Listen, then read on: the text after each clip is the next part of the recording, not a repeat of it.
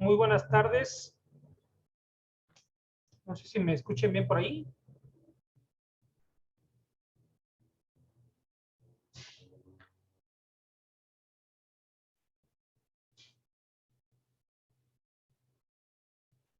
Hola, hola.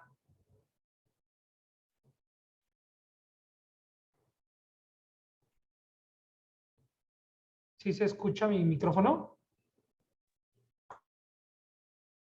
Claro y fuerte, Quique, se escucha. Muchas gracias. Pues bienvenidas a esta capacitación del día de hoy. Por respeto al tiempo que ya destinaron, vamos a comenzar. Y quienes se vayan integrando, pues ya los iremos aceptando en la sesión para ir avanzando. Bueno, como ya pudieron ver, aquí en la pantalla se les informa que vamos a recabar su imagen y su voz en la grabación de esta capacitación, que será simplemente como evidencia de la capacitación que se les brinda y para que en algún momento dado quien no haya podido estar presente o quien requiera consultar la grabación lo pueda hacer. Y pues quien no guste compartir sus datos puede mantener su cámara y su micrófono apagado y podemos mantener comunicación por el chat. Y bueno, dicho esto, vamos a dar inicio. Esta primera capacitación del día de hoy, quisiera decirles que forma parte de un programa de capacitación en materia de datos personales que se planificó para 2 años, durante los cuales vamos a estar atendiendo 18 capacitaciones en total, que nos van a llevar desde el conocimiento de qué son los datos personales, como lo que es el día de hoy, sus antecedentes, hasta la implementación de todos los mecanismos técnicos que la ley en la materia nos mandatan para poder dar cumplimiento a las obligaciones que tenemos, valga, para proteger la información que resguardamos en nuestras instituciones. Entonces, hay capacitaciones que serán para todo el personal, como es el caso de esta, y capacitaciones que serán focalizadas para los titulares de las áreas y para los que son enlaces de capacitación y enlaces de datos personales. Bueno, a nombre del licenciado Julio Escutio Campo, que es el titular de la unidad de transparencia y especialista en evaluación y presupuesto con perspectiva de género, les voy a dar esta capacitación. Como ya pueden ver, el título es Antecedentes y conceptos clave de la protección de datos personales. Y el objetivo de esta capacitación en general, el plan que tenemos es que conozcamos y comprendamos el concepto de este derecho humano, porque no solamente se trata de saber qué es lo que implica en la parte técnica, sino saber de dónde proviene para que podamos entender su importancia. Esta capacitación tiene 3 objetivos. El primero es conocer los antecedentes que dieron forma al derecho a la protección de datos personales. El segundo es que identifiquemos conceptos clave que permiten comprender la composición de este derecho. Y el tercero, que comprendamos la importancia de este derecho como un derecho llave. Iremos viendo términos a lo largo de toda la capacitación y espero que sea de su agrado. Si gustan hacer algún comentario, pueden hacerlo con toda libertad, pueden abrir su micrófono o mediante el chat. Y de todas maneras, al final tendremos un momento dedicado también para esto, pero si gustan hacerlo intermedio, no hay ningún problema. Todos los comentarios son bienvenidos. Bueno, mi nombre es José Enrique Hernández Cortés, soy ingeniero en tecnologías de la información por la Universidad Tecnológica Emiliano Zapata del estado de Morelos. Tengo algunos diplomados en materia de datos personales, en transparencia, en rendición de cuentas, uno en España, uno con el INAI, con el órgano garante del Estado de México, con el órgano de Morelos, y tengo una certificación por una empresa privada en sistema de gestión de seguridad de datos personales. Tengo ya casi 11 años en el servicio público, en gobierno del Estado estuve algunos, estuve 4 años en el IMIPE, que es el órgano garante del Estado, como coordinador de informática, donde pude participar en varios proyectos, entre ellos algunos relacionados a datos personales. Y bueno, he sido ponente en 2 diplomados y coordinador de un diplomado precisamente en el IMIPE. La verdad es que yo ahí en el IMIPE fue donde conocí este tema y me enamoró por los alcances y la importancia que tiene. Y pues espero que también sea un tema que les vaya generando interés y sobre todo que vayamos viendo la importancia que tiene y que tenemos nosotros como servidores públicos dentro de la garantía de este derecho. La agenda que tenemos es aproximadamente 1 hora, un poco más. de contenido temático y después una sesión de preguntas y respuestas. Nos podemos alargar un poquito dependiendo la interacción que haya, pero bueno, nosotros reservamos de hecho 2 horas para la capacitación para que podamos tener tiempo, pero muy probablemente lo hagamos antes. Y bueno, quisiera dar inicio con esta frase que nos señala que aquellos que no pueden recordar el pasado están condenados a repetirlo. ¿Por qué iniciar con esta frase? Bueno, porque si no sabemos de dónde viene este derecho, si no comprendemos cómo fue tomando forma, pues difícilmente sabremos a qué se refiere y por qué es su importancia. Entonces, la primera parte de esta capacitación justamente se trata de ver antecedentes que fueron tanto normativos como contextuales, que le han venido propiciando que se comprenda este derecho. Que si bien en México es relativamente reciente, sobre todo en la última década, y en particular en los entes públicos, desde el 2016 tenemos una ley de protección de datos personales en posesión de sujetos obligados, pues este no es un tema nuevo. Y el primer antecedente que podemos encontrar data de 1880, 1890, con la máquina de tarjetas perforadas que diseñó Hermann Hollerith. No sé si alguna vez hayan escuchado de estas tarjetas perforadas, pero él diseñó una máquina en la que mediante tarjetas tal cual se perforaban ciertos campos para señalar respuestas y la máquina hacía el análisis de esta información para identificar rápidamente los datos y las respuestas que se proporcionaban. Un poquito como, no sé si se acuerdan que en el Ceneval llenábamos bolitas y nos decían, llénala bien porque la máquina va a procesar esos puntos para detectar tus respuestas. Hacían algo muy similar. Y este es el primer antecedente. ¿Por qué? Porque con su máquina se hizo el procesamiento de la información del censo de Estados Unidos de 1890. Entonces, aquí encontramos el primer antecedente histórico de procesamiento automatizado de datos personales, que en este caso fueron de un censo. Y es muy importante escucharlo porque justamente el derecho actual de protección de datos se refiere mucho a este tratamiento automatizado. Entonces, como pueden ver, no es un tema nuevo, es un tema que tiene más de 100 años y pues ha venido tomando forma poco a poco. Por otro lado, este derecho habla mucho de privacidad y de intimidad, y el primer antecedente lo encontramos también en 1890 con una publicación de Louis Brandeis y de Samuel Warren, quienes publicaron un artículo titulado The Right to Privacy, o el derecho a la intimidad, como se traduce literalmente. Este texto deriva de una situación en la que uno de los autores se vio involucrado cuando parte de su vida íntima se difunde en medios de comunicación, y entonces él decía, bueno, a ver, espérate, ¿por qué los medios de comunicación están publicando información mía, información íntima? ¿Qué les da derecho? Y ellos hablaban en este artículo sobre la intimidad a la que ellos tienen derecho y que debe ser protegida. ¿Y por qué lo señalaban? Bueno, porque hasta en ese momento ninguna ley se refería a la intimidad como un derecho. Se regulaban muchas otras cosas, pero nadie hablaba de esa propiedad que nosotros tenemos y ese derecho a que no seamos invadidos. Entonces ellos lo generaban así, y este fue el primer antecedente de este otro gran pilar del derecho a la protección de datos personales, que es la intimidad y la privacidad. Posteriormente en el mundo pues fue evolucionando, fue surgiendo este tema en varias partes, y el otro antecedente que encontramos es en 1919 en Alemania, con la Constitución de Weimar, donde ellos establecieron, primero en el artículo 129, párrafo tercero, que los funcionarios tenían derecho a examinar su expediente personal. ¿Qué significa que pudieran hacerlo?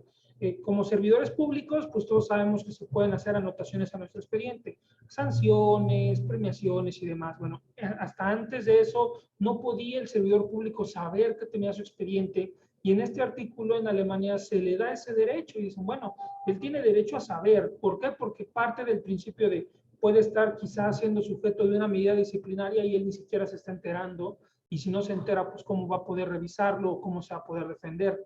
Entonces se le establece este derecho a poder examinar su expediente personal, y en la misma Constitución, en el párrafo tercero, se establece que nadie está obligado a manifestar sus convicciones religiosas, y a menos que esto sea por una pertenencia a una comunidad y que lo exija una encuesta estadística dispuesta por la ley. Y esto es fundamental. ¿Por qué?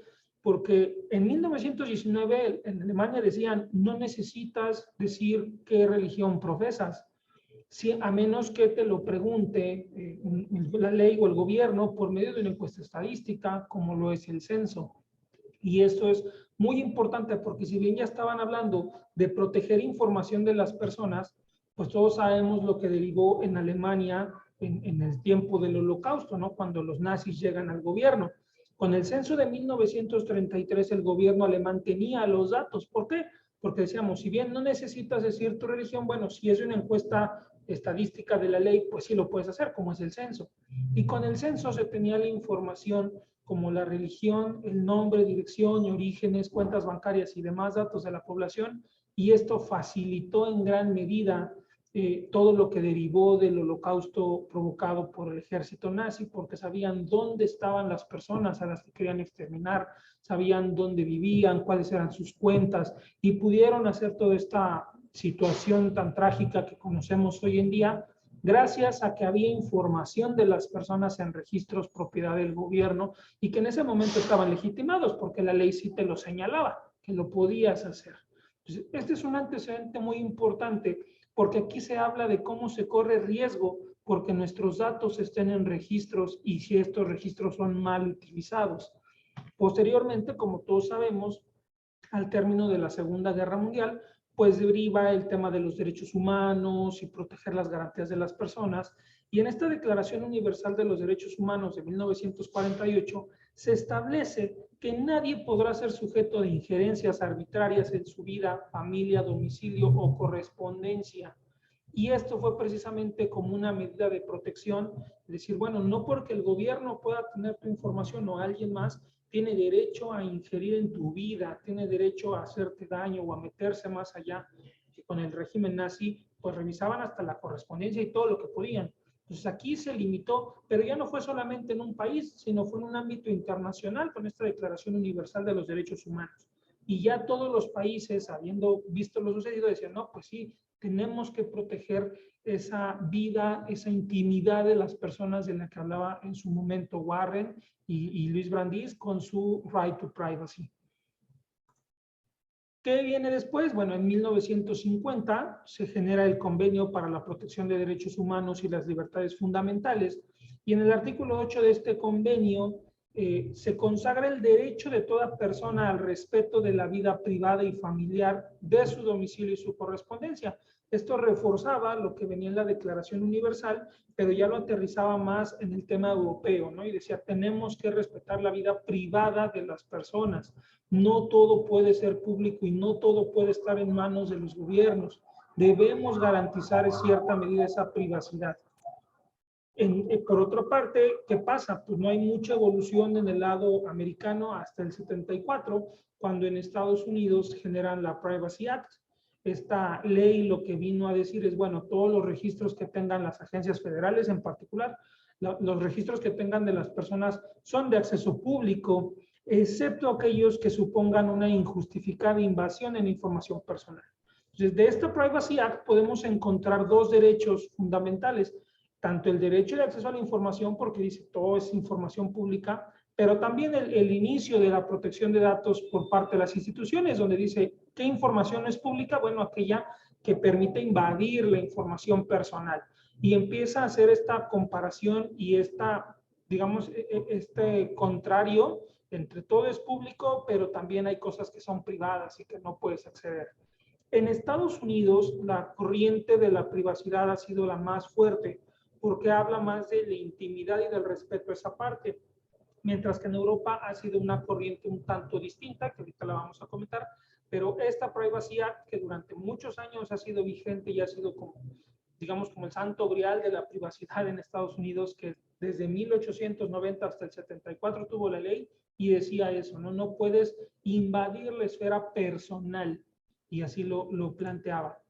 Por su parte, en Europa, en el 76, en la Convención de Estrasburgo, se establece bueno, el Comité de Ministros establece esta convención relativa al procesamiento automático de datos personales. Y en esta convención se establece el derecho a la vida privada en relación con el tratamiento automatizado de la información de carácter personal.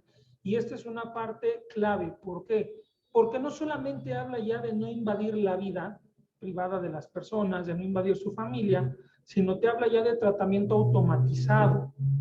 ¿Por qué creen ustedes que establecía el tratamiento automatizado como una parte importante de la información?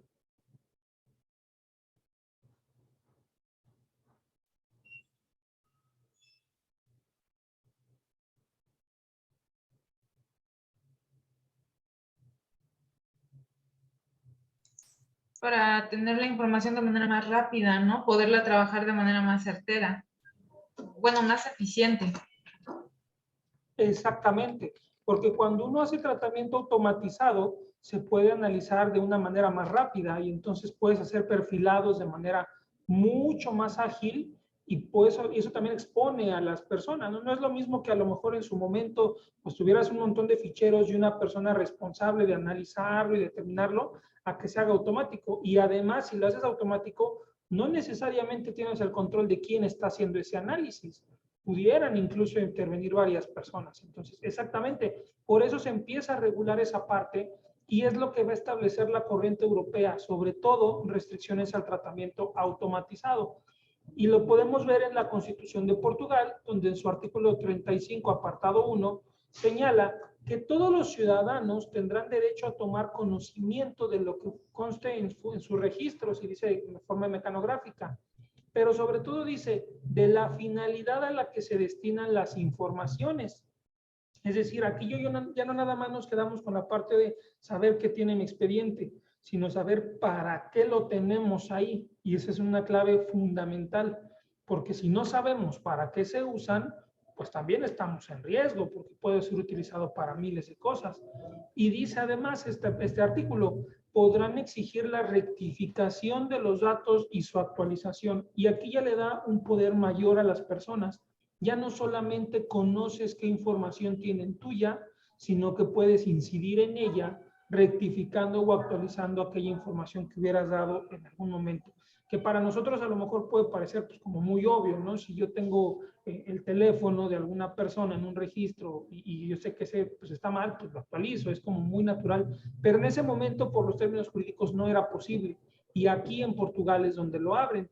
Y en el segundo apartado de ese artículo nos señala que no se podrá utilizar la informática para el tratamiento de datos referentes a convicciones políticas, fe, religiosas o vida privada, salvo cuando se trate de datos no identificables o que sean para fines estadísticos. Entonces aquí ya nos dice, sí puedes procesar cierta información, pero cierta información no. ¿Por qué? Porque te puede vulnerar más allá.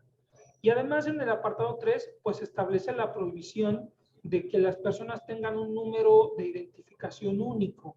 ¿Por qué? Porque decían, bueno, si se lo asignamos, lo vamos a hacer identificable y cualquier dato que se te ocurra asociarlo con su número de identidad nacional, pues ya vas a saber exactamente de quién estás hablando y va a ser mucho más fácil que corra riesgo, ¿no? Pues ya hablaba de tratamiento automatizado que sí era permitido, con restricciones y además buscando de alguna manera la protección de la persona por medio de hacerla anónima o no hacerla identificable de manera tan fácil. Luego de esto, viene en 1970 nuevamente en Alemania la ley sobre el tratamiento de datos personales y esta ley pretendía brindar a las personas naturales, como le llamaba ahí, de la amenaza que representaba el tratamiento informatizado. Ya no solamente hablaba de que fuera automático, sino que fuera mediante la informática. Y decía, por las autoridades y administraciones públicas del Estado, municipios y entidades locales rurales. Es decir, se dirigía específicamente a lo que hacía el sector público. No se regulaba de igual manera el sector privado, lo estaban orientando a la parte pública. Y pues no es tan raro, de lo que vino de Alemania mismo, pues en Alemania empezaron a poner estas restricciones y decía el Estado no puede tener tanto poder sobre la gente y no puede tratar sus datos de una manera tan peligrosa o que pusiera en una situación de vulnerabilidad. Y además establece una figura muy importante que fue el comisario de protección de datos, que era esta persona que tenía o que velar por la garantía del derecho de esas personas. Y además decía que esta figura debía tener independencia para el desempeño de sus funciones. porque si hubiera pertenecido directamente a alguna oficina, por ejemplo, al Poder Ejecutivo o algo así, pues obviamente sabemos que estaría acotado al poder que le pudieran conferir y además tendría que responder ante ese superior. Y aquí en Alemania ya pensaban en que esa figura garante de este derecho tenía que ser autónoma. Fíjense, hablamos de 1970, hace ya algunos años. Y luego nos dice en el 77, con una nueva ley, la Ley Federal de Protección de Datos de la República Alemana, nos establece una normativa general basada en principios, es decir, ya no solamente hablaba de restricciones, sino de principios de comportamiento, cómo las personas tenían que o podían estar actuando y debían proteger la información más allá de simplemente decir, ah, no, pues yo no puedo hacer esto, sino sí, pero dentro de lo que sí puedes hacer, ¿cómo lo vas a llevar a cabo? ¿No? Y esa fue una parte fundamental en ese momento y además ya contemplaba disposiciones que protegieran a las personas nuevamente del tratamiento automatizado, pero ya consideraba no solo al sector público, sino al sector privado. Esta ley ya decía, ok, ya el sector público ya está regulado, acotado, pero ¿qué pasa con la parte privada, no? Y menciona muchas innovaciones dentro de esta ley, retoma el tema del comisario de protección de datos, habla del derecho al bloqueo de la información y además señala tipificación de ilícitos penales e infraccionales.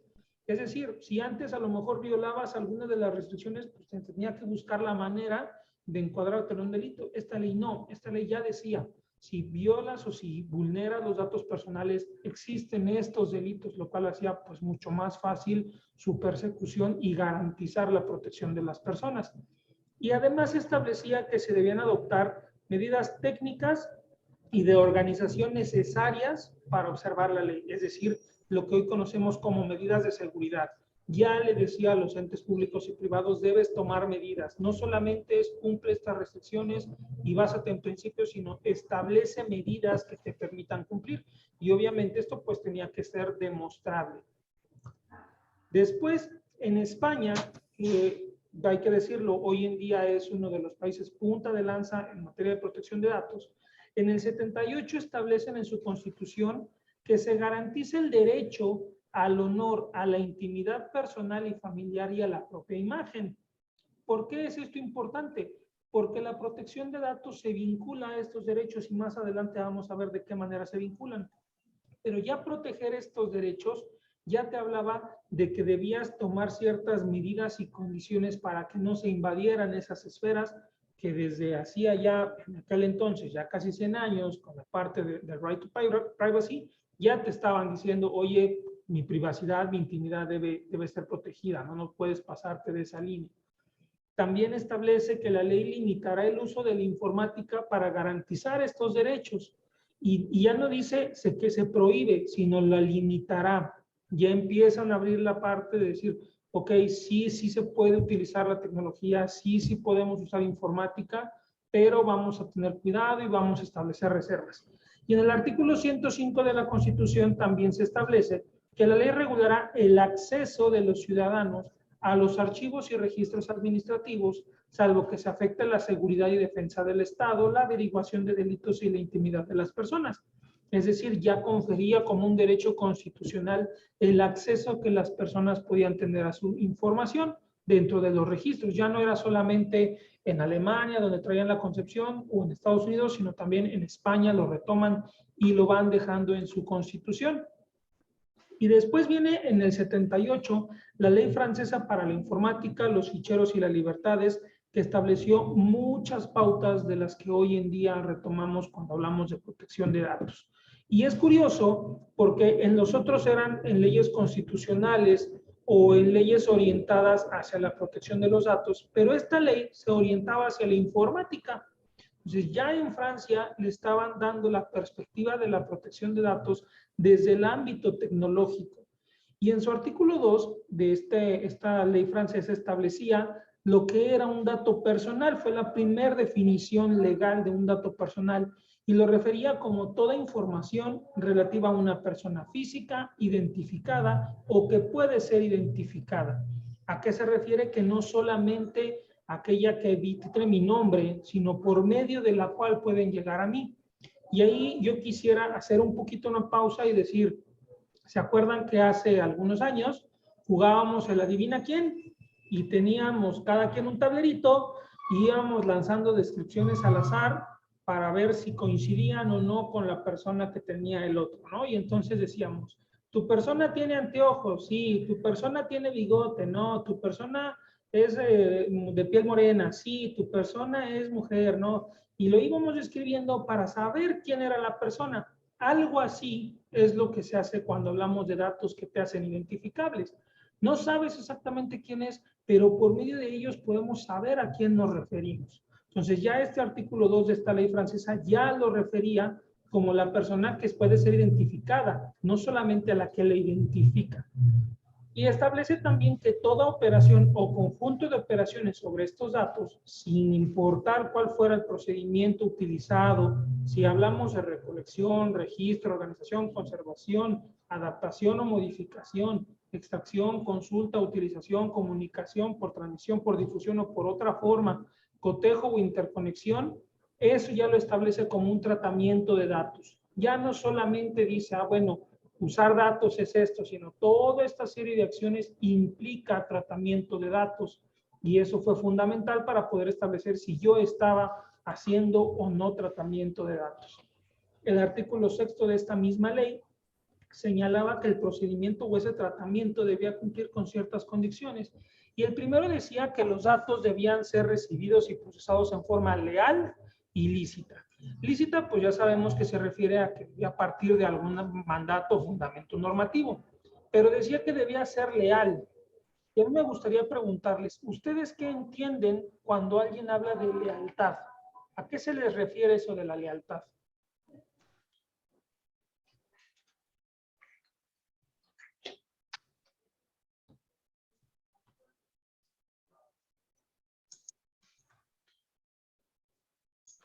Pues por ejemplo, en procesal penal o en el ámbito de derecho, cuando hablamos de lealtad o buena fe, es de que la obtención o utilización de la información debe de ser apegada a los fines de, por ejemplo, estadísticos o de recabar información útil para la propia persona de quien se extrajo la información, ¿no? No se va a utilizar para que se genere un daño, porque en ese sentido ya existe una normatividad que está describiendo el ilícito que se comete, ¿no? Por la deslealtad, por la utilización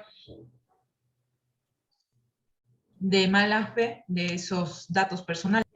Es correcto, y de hecho lo dices muy bien, Lick. De mala fe, uno, digamos que cuando uno espera hablar de lealtad, pues asocia, hace rato decían en la sesión anterior, pues traiciones, ¿no? Un amigo leal es aquel que no te traiciona o es alguien que no te hace un daño, no procura hacerte ese daño. Pues justamente aquí se refiere a lo mismo. Vas a tratar los datos pensando en que no vas a dañar a la persona, no los vas a recabar con ese fin, y cuando tú los tratas se le puede generar un daño, pues entonces lo evitas, porque debes hacerlo primero pegado a la ley y después hacerlo de forma leal. Luego nos dice otra restricción que había, que los datos debían ser recibidos con fines determinados, explícitos y legítimos, y no podían ser procesados posteriormente en formas incompatibles con estos fines. Es decir, si yo les pido información, pues les tengo que decir para qué es. Yo no podría decirles, a ver, compañeras, denme su nombre, su cuenta bancaria y su dirección, y pues ahí después les explico para qué les voy a yo usando, ¿no? A lo mejor se me ocurre un día una cosa y a lo mejor otro día otra. Pues obviamente no puede ser así. Si yo les pido la información es para algo, pues necesito estos datos para hacer una transferencia, para pagarle su nómina, tal vez para hacer una investigación crediticia, pero deben saber exactamente para qué era. Y ya esta ley desde el 78 ya nos estaba señalando nuevamente el tema de las finalidades. Decía también que los datos para ser tratados debían ser adecuados, pertinentes y no excesivos. Y esta es una parte muy importante, el no ser excesivos, porque muchas veces hoy en día nos topamos con que nos piden un montón de información para un trámite que a lo mejor no se necesita. Y ahí ya lo estaban regulando. Y yo les decía hace rato, pues yo les digo, oye, para poderles dar el link de acceso a esta capacitación necesito que me den su nombre, su cargo y su correo, pues a lo mejor decimos, bueno, son datos pues que pueden ser congruentes, ¿no? Pues quiero el correo para poderme validar, mi nombre para saber quién soy, el área tal vez para alguna clasificación o saber de qué área estuvieron. Pero si yo les dijera, necesito su teléfono, saber cuánto ganan, saber cuántos hijos tienen, saber dónde viven, saber el nombre de sus papás, pues a lo mejor dirían, oye, espérame, ¿no? Eso como que tiene que ver con el fin de la capacitación. Exactamente de eso se trata, de no pedir datos excesivos. Pues ya se venía restringiendo esa parte. Señalaba que los datos debían ser exactos, completos y si fuera necesario actualizados. Y además decía que deben ser conservados en forma que no permita la identificación de las personas durante el tiempo que no exceda la duración necesaria para los fines. Es decir, no podías recabar información y quedártela ahí por toda la eternidad, sino había un tiempo. Si yo les pido, por ejemplo, denme su nombre para esta grabación o su imagen para esta grabación, pues no puede ocurrir a lo mejor dentro de 20 años que siga saliendo su imagen, porque ya no cumple los fines. Si nos dijéramos cuando nos contratan, bueno, necesito tu tipo de sangre para saber a lo mejor si ocurre algún incidente de salud, poderte atender, pero pues una vez que salimos del instituto ya no tienen por qué conservar esa información, porque ya no voy a sufrir un accidente aquí si en teoría ya no estoy. Entonces debe haber tiempos establecidos para ese tratamiento. ¿Vale? Entonces ya aquí la ley ya nos venía poniendo esas condiciones para regular el tratamiento. Indicaba también, por ejemplo, en el artículo 8, que se prohibía recibir o procesar datos de carácter personal que hicieran aparecer directa o indirectamente los orígenes racionales o étnicos de las personas, raciales era en este caso, perdón, las opiniones políticas, filosóficas o religiosas, o la pertenencia sindical, o aquellos datos que se refirieran a la salud o a la vida sexual. Ya también establecía categorías de datos que no podías dar tratamiento y aquí lo prohibían. Está prohibido pedir esa información y está prohibido hacer tratamiento. ¿Por qué? Porque era un perfilado muy riesgoso, muy peligroso. Entonces, y además señalaba que los procesamientos para los que las personas hubieran dado su consentimiento expreso. Es decir, no podías tratar datos si la persona no te los autorizaba.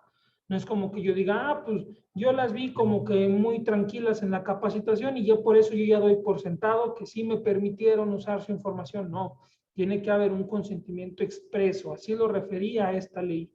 Te lo tienen que dar y que no quede duda de que sí tienes permiso para usar la información. Otra parte que señalaba esta misma ley es que prohibía los procesamientos realizados por asociación o todo otro organismo con fines lucrativos y de carácter religioso, filosófico, político o sindical. Es decir, una iglesia, por ejemplo, o un grupo religioso sí podía procesar datos de religión porque eran acordes a sus finalidades. Pero si no lo hacía, si lo hacía, digamos, un ente de salud, pues no tenía por qué pedir ese tipo de datos. Sí abría esa puerta, pero solamente para sectores en específico.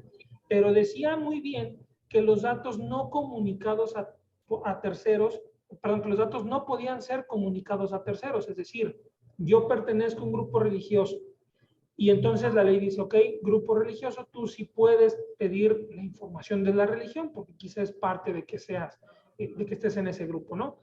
Pero decía que esos datos no podían ser comunicados a terceros y que yo tampoco los podía recibir si no me eran comunicados directamente por la persona. No podía un tercero venirme a dar información de ese tipo de una persona que no fuera él mismo. Y apuntaba, si los datos de carácter personal contemplados en la prohibición son llamados a ser objeto a corto plazo de anonimización, entonces sí los puedes utilizar siempre que sepas o siempre que hayas establecido la finalidad. Es decir, si yo tengo, por ejemplo, no sé, yo no puedo decir, de Anita Pérez, yo tengo su religión y su preferencia sexual y su tipo de sangre. Sí, pero a lo mejor yo lo voy a utilizar para un fin estadístico. Y entonces, si yo elimino o omito el nombre y yo sé solamente que hay una persona que tiene tal sexo o tal preferencia sexual y tal preferencia religiosa, pues no lo estoy volviendo vulnerable porque no sé exactamente de quién se trata. Pues ahí te decía, si tú anonimizas, sí puedes hacer tratamiento, siempre y cuando sea en el corto plazo y tengas clara la finalidad para la que tú lo solicitas. Pues yo estaba estableciendo restricciones, aunque sí permitía ciertos tratamientos. Y finalmente su artículo 34 de esta ley francesa establecía que el responsable del El responsable del procesamiento debía tomar todas las precauciones necesarias para evitar riesgos y para preservar la seguridad de los datos, para impedir que fueran deformados, dañados o que terceros no autorizados tuvieran acceso. Nuevamente decía, ok, puedes hacer todo esto, tienes estos criterios, pero debes garantizar la seguridad y lo debes poder demostrar.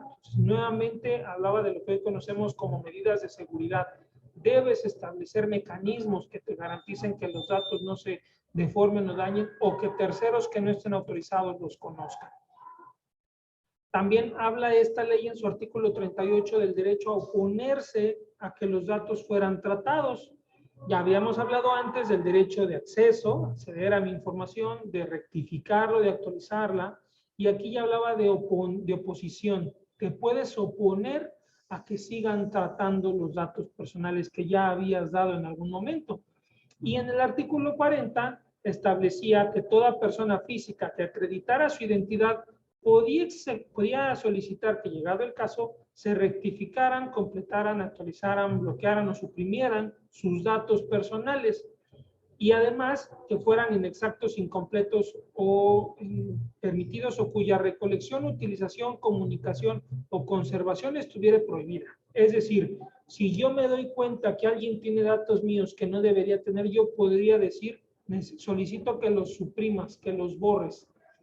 Esta ley ya viene manejando los 4 derechos, tanto el acceso, la rectificación, la oposición y la cancelación, que es lo que conocemos hoy, cuando dice suprime mis datos personales que no deberías de tener. En 1980, la OCDE genera también sus directrices, pero estas directrices ya no solamente venían hablando de privacidad y de qué puedes tratar, sino ya agrega un concepto nuevo que es el flujo transfronterizo de datos. Es decir, yo en el ámbito, seguramente en el contexto de globalización, pues ya mis datos no solamente se quedan en Alemania y se rigen bajo la ley de Alemania, o no se quedan en España bajo la ley de España, o en Francia bajo la ley de Francia. Sobre todo partiendo de comunidades internacionales, pues los datos se van de un lado a otro y se comparten. Y había que regular eso, ese flujo transfronterizo, sobre todo con el auge que empezaba a tomar en los 80 el Internet y la tecnología. Este tipo de tecnologías como el Internet ya te facilitaban el envío y el procesamiento masivo de información, y además se podía hacer entre países. Entonces, y además, inclusive, si yo tal vez la empresa en la que yo tengo mi centro de datos está en otro país, pues cuando yo transfiero mi información se va para aquel país. Pues había flujo de datos. Pues estas directrices establecen sobre todo que los países miembros debían empezar a regular normativas que fueran similares y consistentes para que pudiera haber un flujo y una protección de datos que fuera adecuado. Y establecían que los valores fundamentales de esas reglamentaciones tendrían que ser la privacidad para proteger a las personas, pero también el libre flujo de información.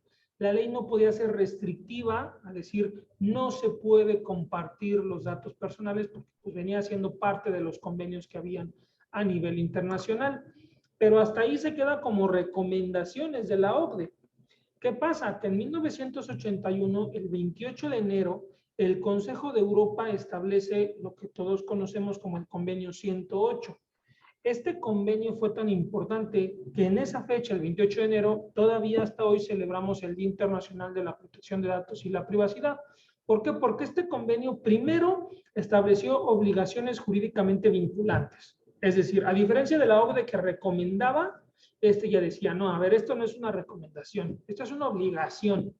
Y al ser del Consejo Europeo, ya no nada más hablaba de un país, sino de todos los que lo integraran.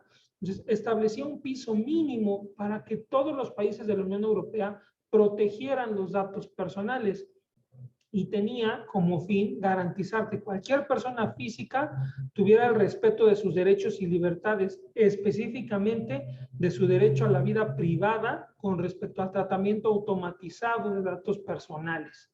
Es decir, no puedes invadir mi privacidad por medio del tratamiento de mis datos. Y ya era un piso parejo para toda la Comunidad Europea. Y quisiera señalar que este convenio no se quedó solamente ahí, muchos otros países como México lo han firmado también. Y México, al ser un país que tiene los derechos humanos en su constitución y que establece que los tratados internacionales también son de observación, se obliga también a cumplir con lo que señala, o que señalaba en su momento este convenio 108. Luego, en el 83, nuevamente llega Alemania a la parte, digamos, al escenario, y en el 15 de diciembre de 1983, el Tribunal Constitucional declara inconstitucionales algunos artículos de la Ley del Censo, que se acuerdan que decíamos, que ya establecía que solamente se podía utilizar cierta información si era por una encuesta. Entonces, esa Ley del Censo, que ya tenía ciertas deficiencias, hasta el 83 viene a ser observada y se le declaran inconstitucionales ciertos artículos y determinan un criterio muy importante para hoy en día y que forma parte de los pilares de la protección de datos. Genera el concepto de lo que se llama autodeterminación informativa y nos dice que las limitaciones del derecho de la autodeterminación informativa solamente son admisibles en el marco del interés general superior y necesitan un fundamento legal basado en la Constitución. Es decir, si tú quieres violar mi derecho a la autodeterminación informativa o quieres hacer algo que se extralimite en ese derecho, tiene que tener una base constitucional y solamente puede ser en el marco del interés general superior. No nada más porque se te ocurra puedes transgredir ese derecho. ¿Pero qué es ese derecho? Bueno, nos dice que el derecho fundamental garantiza la facultad del individuo de decidir sobre la difusión y utilización de sus datos personales. Es decir, mi autodeterminación informativa consiste en que yo decido qué se hace con mi información y nadie más. Solo yo lo puedo decidir. Pero también presupone que para que yo decida qué pueden hacer con mi información, debo saber qué quieren hacer con esa información. Entonces, mi autodeterminación informativa implica que tú también, tú que vas a tratar mis datos, me informes el para qué los vas a tratar. Y así yo puedo decidir si te los otorgo o no te los otorgo o en qué condiciones te los otorgo. Y este análisis a este derecho que se hace establece que aquella persona que no sepa con seguridad y certeza qué se va a hacer con sus datos, se vería limitado y por ende se podría cohibir de ejercer otros derechos. Un ejemplo, mi dato personal es mi ideología política, ¿no? Entonces yo solamente tengo ese dato y yo lo puedo otorgar, yo puedo decirle a alguien, ¿sabes qué? Yo soy de filiación priista, panista, morenista, perredista o del que quiera. Pero ¿qué pasa si a lo mejor yo soy, no sé, priista? Y resulta que me piden mi dato en el trabajo y dicen, bueno, quiero saber cuál es tu ideología. Pero a lo mejor yo sé que en mi trabajo están apoyando un partido diferente. Y a lo mejor yo sé que si yo les digo que pertenezco o que coincido con otro partido, me pueden despedir. Y a lo mejor entonces, cuando me digan, oye, ¿por qué no vamos juntos a votar? Yo digo, no, mejor no voy a votar, porque si voy y voto por el partido por el que yo apoyo, pues me van a correr. Entonces yo estoy limitando mi ejercicio del derecho al voto y limitando mi ejercicio de poder tener libertad en decidir a quién puedo apoyar por el miedo a que a lo mejor mi dato se utilice para otro fin. En ese concepto es donde se mueve el término de la autodeterminación informativa. Debes saber para qué, debes tener certeza para que entonces decidas correctamente si tú puedes o quieres dar o no determinados datos. Nuevamente retoma mucho el tema de las finalidades, hay que saber el para qué. Y bueno, aquí en la lámina se establece también en esta parte de la sentencia del tribunal que un dato carente en sí mismo de interés puede cobrar un nuevo valor de referencia y que esta medida ya no existe bajo la elaboración automática de datos. No hay un dato que no tenga interés. Es decir, a lo mejor el decir soy priista, pues no importa como dato, no es un dato relevante, pero en un contexto ese dato adquiere valor. Y ahí es donde nos dice, no hay datos que no tengan valor. Todos los datos tienen valor porque además se interrelacionan. Difícilmente voy a encontrar solamente un dato. Voy a tener más de un dato y depende del contexto, esos datos pueden ir adquiriendo todavía más valor. Entonces, esto es importante porque ya empieza a hablar de la utilidad o del valor de un dato. ¿Por qué? Porque más adelante nos vamos a encontrar con la parte de la comercialización de la información y ahí hay que saber que mis datos, entre más sean, pues más valen. Haciendo ahí un paréntesis, ¿qué pasa nuevamente en América? Bueno, en Brasil en 1988 se establece en el artículo 5 de la Constitución, en el apartado 72, un derecho o digamos una conceptualización del derecho denominada habeas data. Y dice que se erige de esta forma como el primer país que regula este tipo de garantía dirigido a prevenir la actividad lesiva del Estado frente al tratamiento de datos personales y que lo coloca en el mismo plano que el habeas corpus y que el mandato de seguranza. ¿Alguien de ustedes, seguramente la Karen sí lo va a saber, ¿saben qué es el habeas corpus? ¿No? Bueno, creo que ahí la Karen está un poquito ocupada, pero básicamente el habeas corpus, como yo lo comprendo, se trata de que yo no puedo fincar o investigar o sentenciar un delito si no hay el cuerpo del delito. Dicen por ahí, si no hay muerto, no hay homicidio. Entonces, de eso se trata. Si yo no tengo el hecho o la víctima, pues ¿cómo sentencio un delito? No hay forma. Entonces, el habeas data es similar. Dice, si yo no puedo identificar un tratamiento o yo no tengo los datos plenamente establecidos, pues ¿cómo puedo determinar derechos o obligaciones sobre ellos? Lo que funciona o para lo que funciona habeas data es para generar justamente derechos de acceso, de rectificación y de cancelación sobre la información que tienen los entes públicos. Y dice, bueno, primero tienes que acreditar que tienes esa información y la persona tiene que acreditar que esa información le pertenece para que entonces sí puede ejercer esos derechos.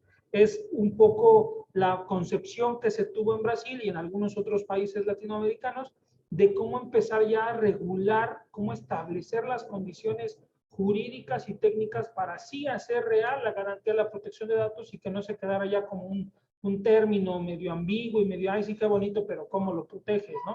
Empiezan a establecer estas figuras. Y luego en el 95 viene nuevamente una directiva del Parlamento Europeo, que es la 9546, donde se precisa que se debe garantizar la libre circulación de los datos.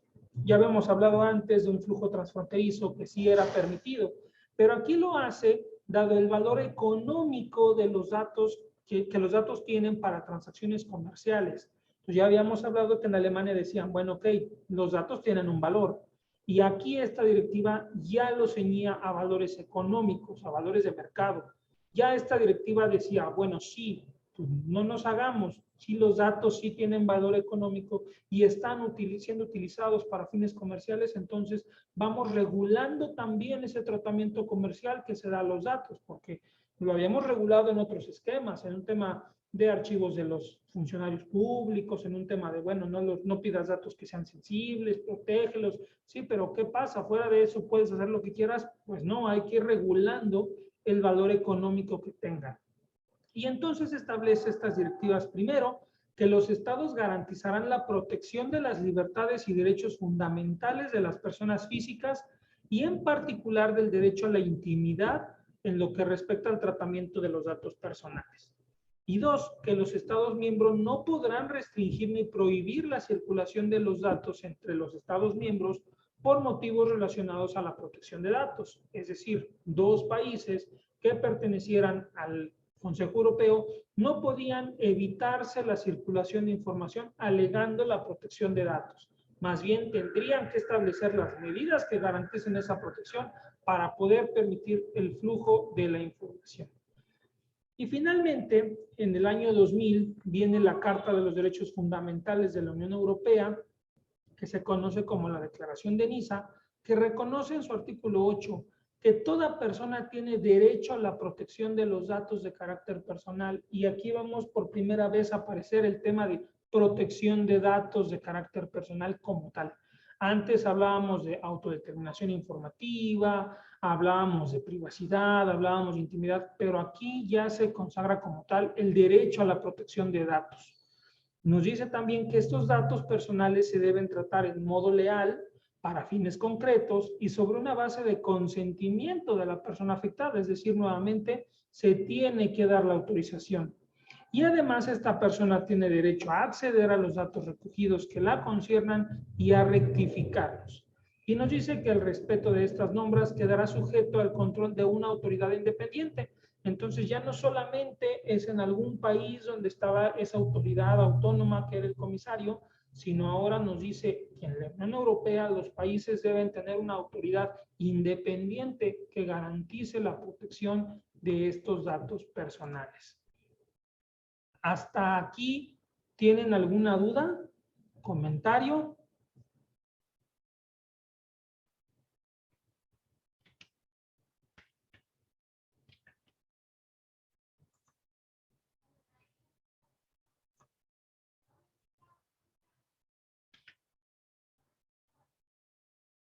¿No? Bueno, les voy a mandar ahí en el chat un link para que me ayuden a llenar con los conceptos que les parezcan más relevantes para ir haciendo una nube de conceptos que nos permitan ir viendo cómo es que hemos entendido hasta aquí los antecedentes, ¿va?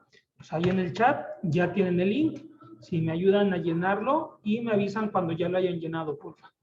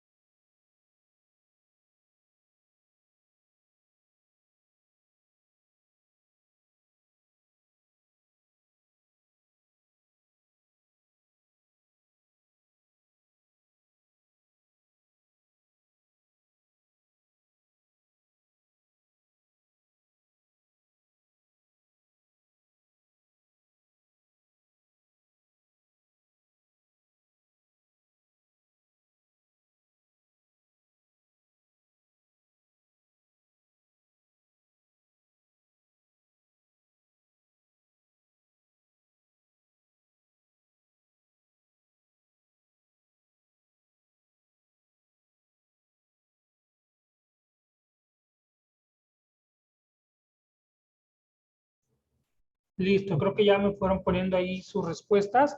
Y bueno, aquí podemos ver las respuestas que tenemos también de nuestros compañeros de la mañana, compañeros y compañeras, perdón.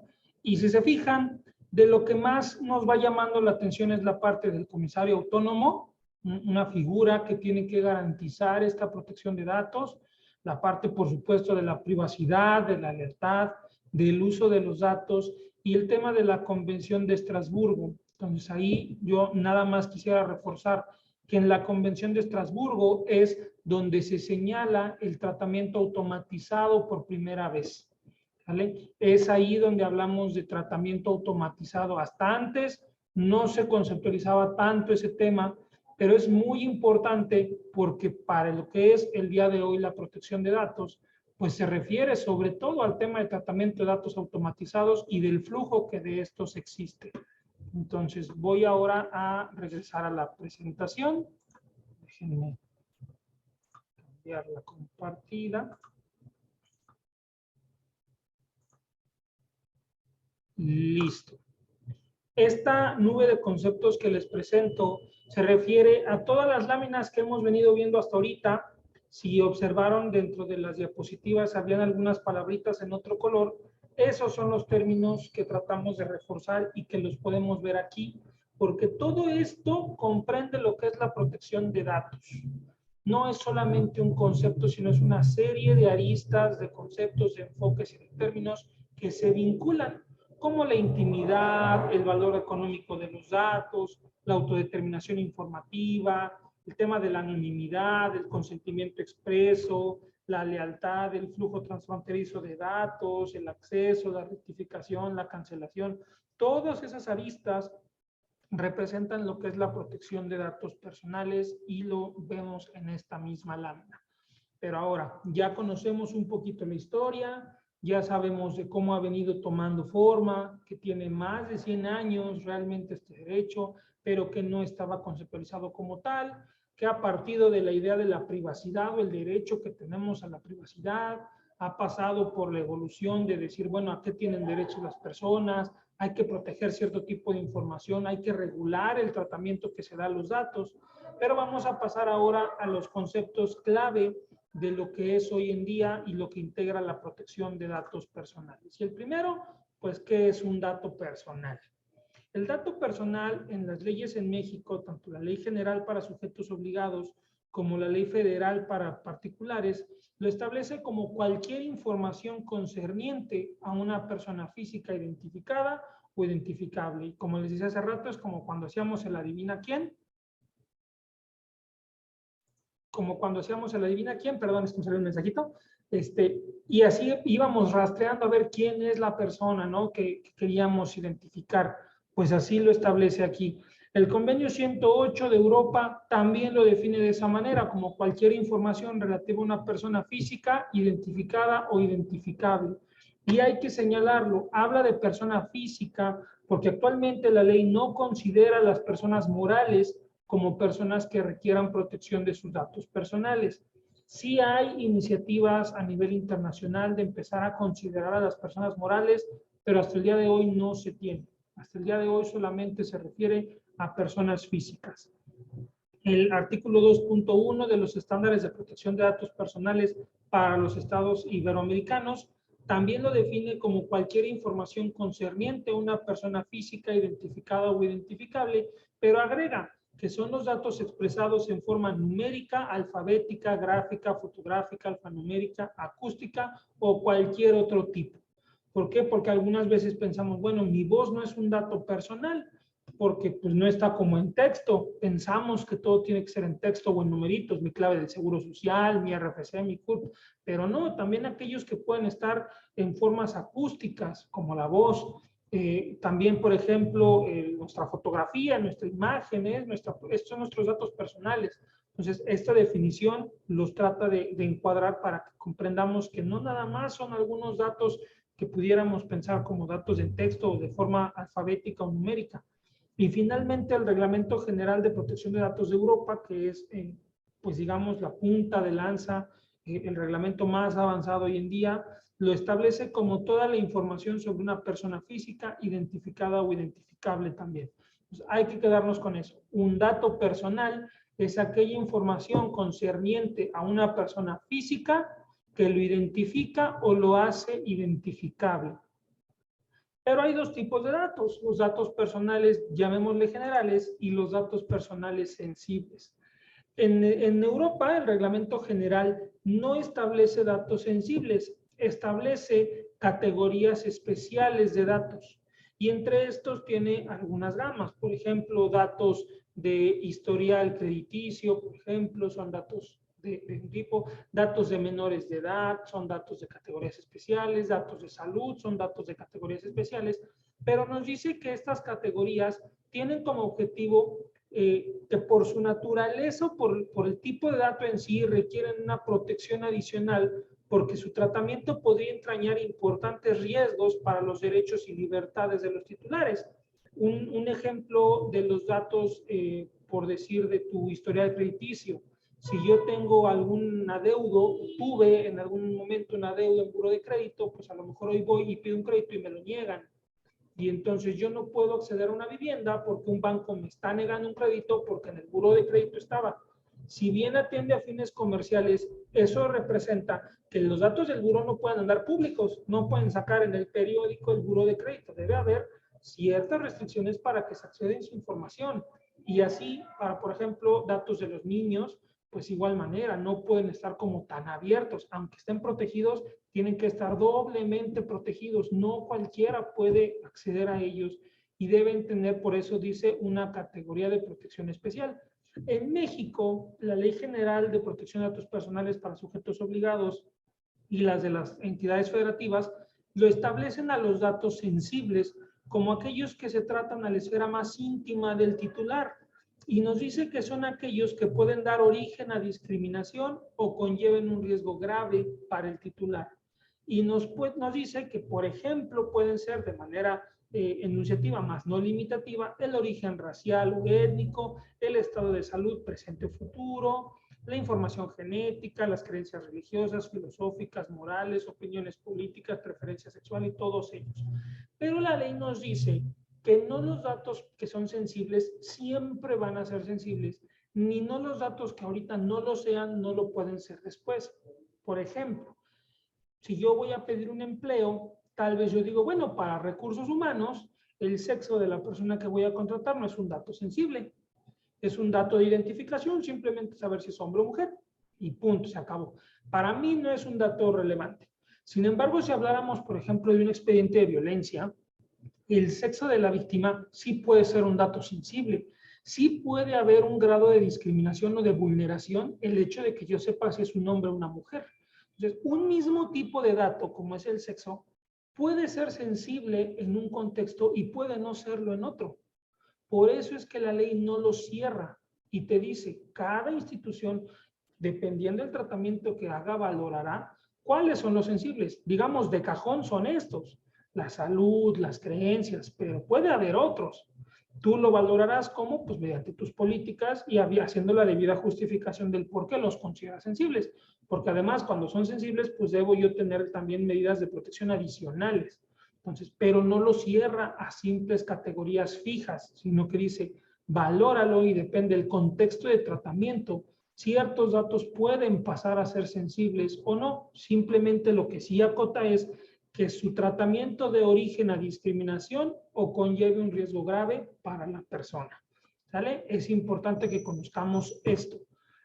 Luego, el otro concepto que vale la pena revisar un poquito más es el de la autodeterminación informativa, que como ya lo decíamos, deriva sobre todo de la concepción del tribunal alemán y que se refiere al derecho que tiene la persona para decidir por sí sola sobre la difusión y utilización de sus datos personales con un fin determinado, sin importar el soporte en el que se encuentren los datos. Es decir, no nada más cuando te los doy en un papel, si yo te los doy mediante una llamada telefónica, ahora mediante una videollamada, si te los mandé en una copia de mi acta de nacimiento, como sea que estén, yo tengo derecho a decidir por mí mismo, sin que nadie influya en mí, qué puedes hacer y qué no, pero con un fin determinado. Es decir, tú me debes decir para qué los vas a usar, para que yo decida.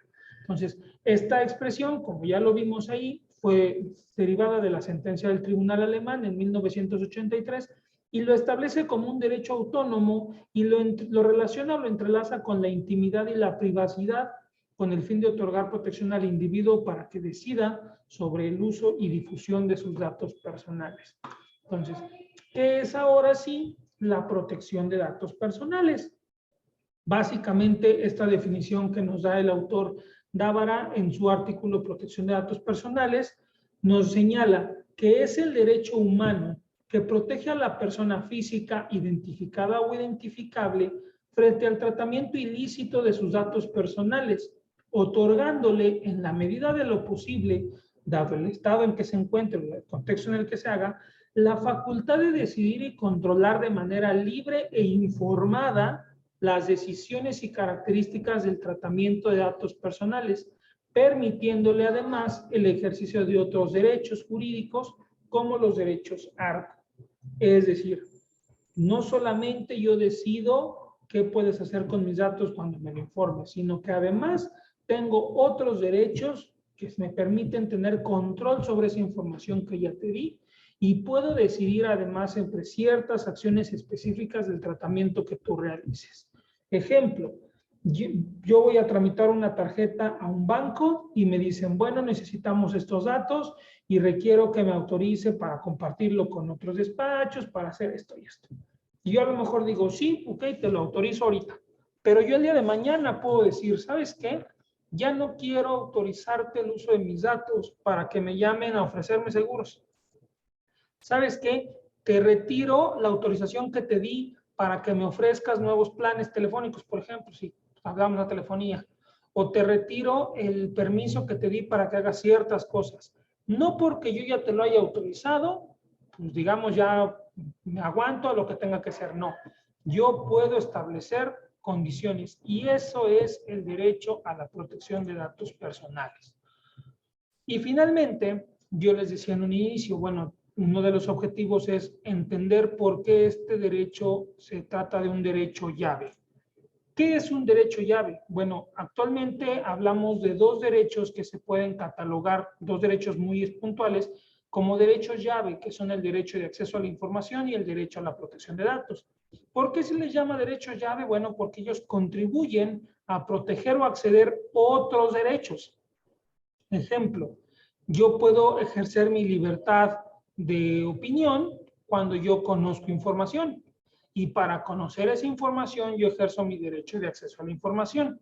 Entonces, mi derecho de acceso me lleva a otro derecho. De la misma forma ocurre con la protección de datos. Y algunos de los derechos por los que se llega mediante la protección de datos es el de la dignidad, el honor, la intimidad, la propia imagen, la personalidad, la libertad personal y la privacidad. Y vamos a revisar algunos de estos. El primero, el derecho a la dignidad.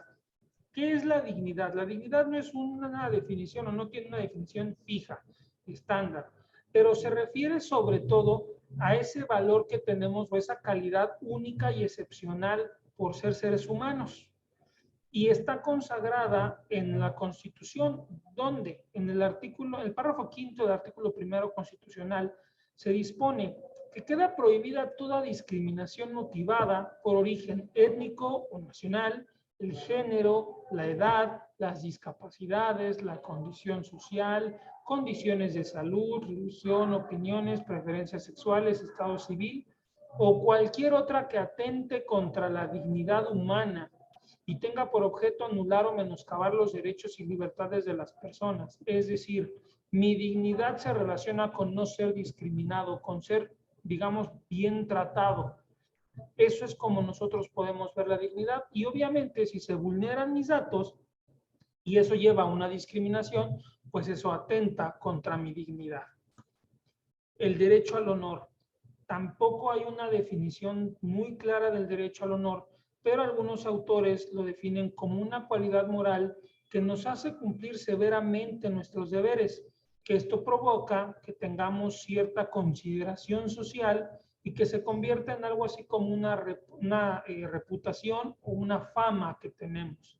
Es decir, si yo cumplo mis obligaciones, si yo me porto bien, tengo una buena conducta, una buena relación, pues normalmente se genera como una reputación positiva en la sociedad.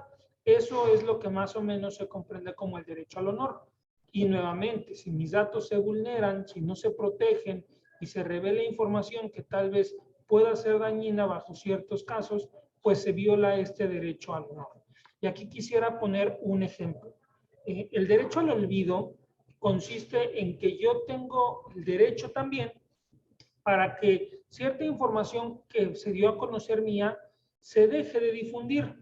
Este derecho tiene su base en una situación que ocurrió en España, donde una persona debía a una institución una cantidad y fue llevada a juicio y se demostró que sí tenía que pagar esa deuda. Y sale una nota publicada diciendo que esta persona era una persona deudora.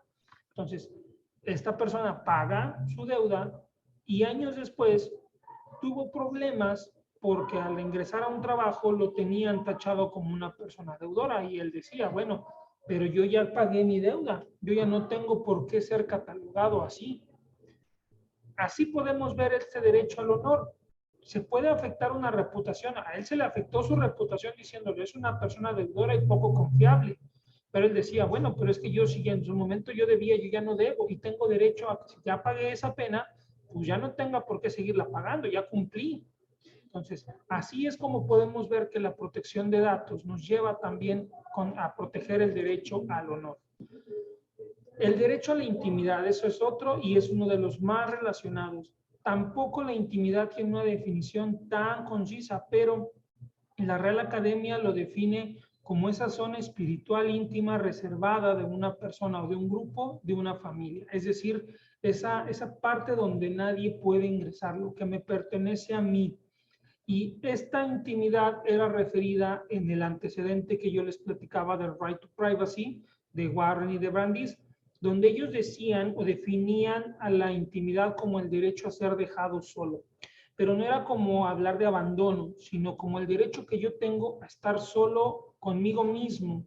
Pensémoslo un poco como esa libertad mía, ese derecho de solamente yo conocer ciertas cosas, de no tenérselos que compartir a nadie más. Son mis asuntos, son mis cosas, mis preferencias, mis ideologías, mis gustos me pertenecen a mí y nadie tiene por qué intervenir. Eso es lo que se define como intimidad. Y la protección de datos se vincula también porque si yo hablo de mis ideologías, que solamente yo que puedo conocer y que por ende merezco protección, pues tampoco se merece o tampoco merezco que estos sean divulgados, ¿no? Entonces, así es como se vincula la protección de datos con la intimidad. Con el derecho a la imagen, de igual forma, ya hablábamos que los datos personales pueden encontrarse en distintos soportes y entre ellos son los fotográficos. Y el derecho a la imagen consiste en que yo puedo decidir y autorizar sobre mi imagen en fotografías y que mi autorización se limita a una obra fotográfica y no puede ser renunciable. Es decir, yo sí te puedo permitir que me tomes una foto o que compartas una foto mía, pero yo decido a quién se lo autorizo y solamente para esa foto. No es como para que te autorizo que hagas todas las fotos que quieras sobre mí, las difundas de todas las maneras que se te ocurran por siglos de los siglos. No, son limitados. Y ese derecho que yo tengo a que mi imagen sea utilizada también se protege por el hecho de que mi imagen es un dato personal. Finalmente, el derecho a la privacidad, que es el otro de los pilares. Recordemos que yo les decía, la protección de datos tiene dos enfoques, la autodeterminación informativa y la privacidad, que son como las dos corrientes, la europea y la americana.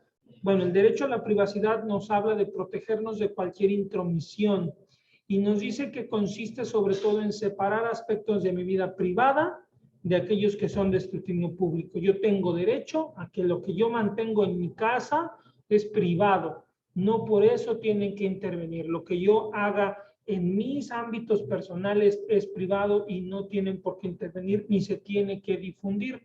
Y obviamente esto se relaciona mucho con la protección de datos, porque justo la protección de datos busca eso. Además de decirte qué datos compartes y para qué, también te dice que hay ciertas esferas que no pueden ser invadidas.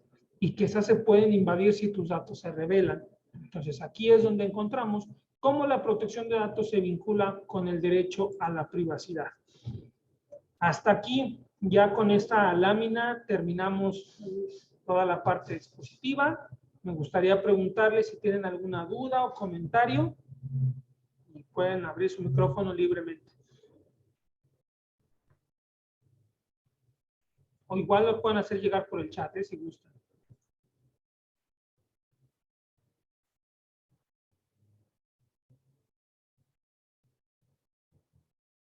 Bueno, creo que no hay dudas ni comentarios. Pues me da gusto, creo que una de dos o se entendió muy claramente o de plano no se entendió nada. Esperemos que se haya entendido bien, pero no se preocupen, vamos a revisar cuál de las dos fue.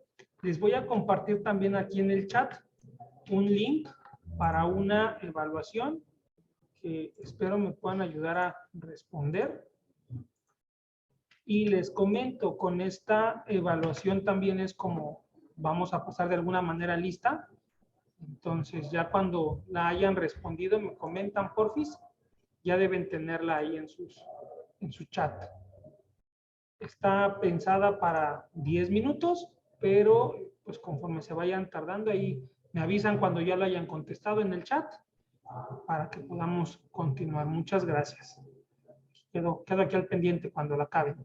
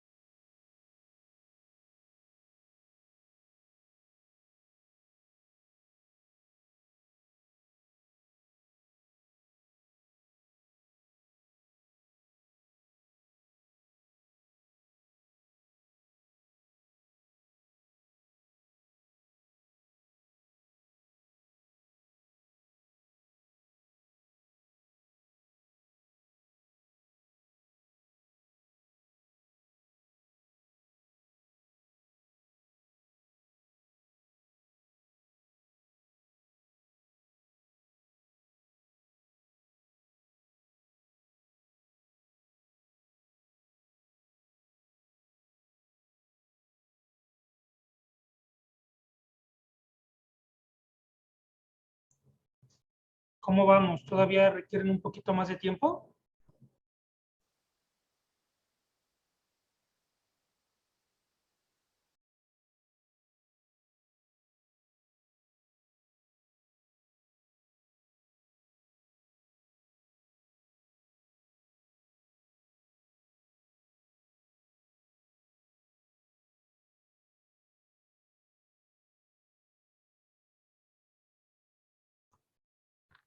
Bueno, pues entonces ahí les dejo el link.